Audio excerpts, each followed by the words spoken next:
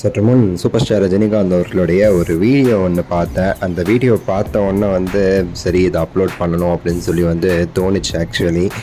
அது என்னங்க இது, எங்கே போனாலும் அவருக்கு அப்படி ஒரு மரியாதை இருக்குது, பக்கத்தில் இருக்கிறவங்கள மதிக்க மாட்டிருக்காங்க, அவரை மட்டும் அப்படி ஃபோக்கஸ் பண்ணுறாங்க. நீங்கள் அந்த வீடியோ வந்து பார்த்துருப்பீங்க.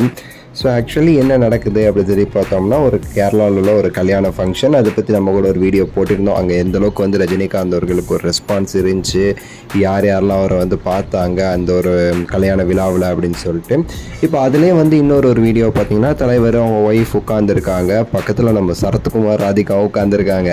ஒரு பையன் வந்து தலைவரை வந்து பார்த்து காலில் விழுந்து கை கொடுத்துட்டு அப்படி இப்படின்னு சொல்லி பேசிட்டு சிரிச்சிட்டு போகிறான். லதா அம்மாவையும் பார்த்துட்டு போகிறத நம்மளால் வந்து பார்க்க முடியுது.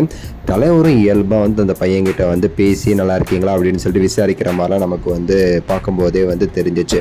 ஸோ இந்த ஒரு வீடியோங்கிறது இப்போ வந்து ட்ரெண்ட் ஆகிட்டு இருக்கு. எங்கே போனாலும் வந்து அந்த மரியாதைங்கிறது தானாக தேடி வருது அப்படின்னு சொல்லிட்டு அதுக்கப்புறம் இன்னும் பிரபலமான சில நபர்களெல்லாம் வந்து பிஸ்னஸ் மேன் ரஜினி சாருடைய ஃப்ரெண்ட்ஸ் அவங்கெல்லாம் பார்க்குறாரு அந்த கல்யாணத்தில்.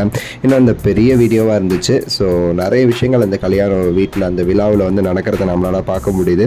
மெயினாக பக்கத்தில் நம்ம சரத்குமார் ராதிகாவும் உட்காந்துருக்காங்க. சரத்குமார் அவர்கள் வந்து மிரட்டுறாரு. இத்தனை பேர் வந்து அவரை பார்க்குறத பார்த்துட்டு அவருக்கு தெரியும்ல சரத்குமார் எங்கே, தலைவர் எங்கேங்கிறது வந்து நமக்கும் தெரியும், அது சரத்குமாருக்கும் தெரியும். ஆக்சுவலாக அதான் உண்மையான விஷயமும் கூட.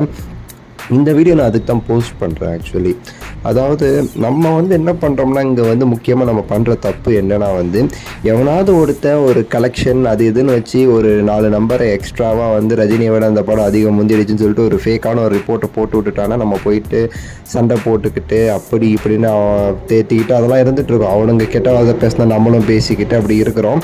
அது வந்து வெளியே வந்து ரஜினி ஃபேன்ஸ் இப்படி பண்ணுறாங்க அப்படிங்கிற மாதிரி ரெஃப்ளெக்ட் ஆகுது. பட் அதை நம்ம விட்டுட்டு நம்ம தலைவருக்கு எந்த அளவுக்கு மரியாதை கிடைக்குது அப்படிங்கிறத நம்ம பார்த்தாலே வந்து நமக்கு புரியும். என்னங்கடா நீங்கள் சின்ன குழந்தை மாதிரி சண்டை போட்டுருக்கீங்க, போங்கடா அவர் எங்கேயோ இருக்காரா அப்படின்னு சொல்லிட்டு நமக்கு வந்து சொல்ல தோணும்.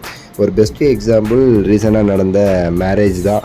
ஸோ அம்பானி மேரேஜில் நீங்கள் பார்த்துருப்பீங்க.